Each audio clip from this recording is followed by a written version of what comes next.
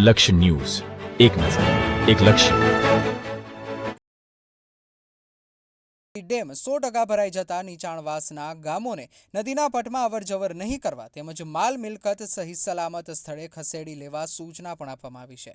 થોરિયાડી dam નીચે વાસમાં આવતા થોરિયાડી, નવા જસાપર, મોટા કેરાળા, વડીડા, સમઢિયાળા, જૂના મોરવાડ, નવી મોરવાડ, વસ્તડી, જૂના જસાપર સહિત ગામોને એલર્ટ કરવામાં આવ્યા છે। હાલના વરસાદી સિઝનમાં જોવા જઈએ તો સુરેન્દ્રનગર જિલ્લાના 10 તાલુકામાંથી સૌથી વધુ વરસાદ સાયલા તાલુકાનો 437 mm નોંધાયો છે। થોરિયાડી ડેમમાંથી સાયલા, ચૂડા, વઢવાણ જેવા 3 તાલુકાના 14 જેટલા ગામોને ખેતી માટે પિયતનું પાણી પણ કેનાલ મારફતે આપવામાં આવે છે। છેલ્લા 15 વર્ષથી સૌની યોજના મારફતે થોરિયાડી ડેમ ભરી આપવા માટેની કામગીરી ચાલુ છે। ઉચ્ચ કક્ષાઓ સુધી અનેક રજૂઆતો છતાં ગોકળ ગતિએ કામગીરી શરૂ છે। રિપોર્ટર બ્રિજેશ ત્રિવેદી, સુરેન્દ્રનગર।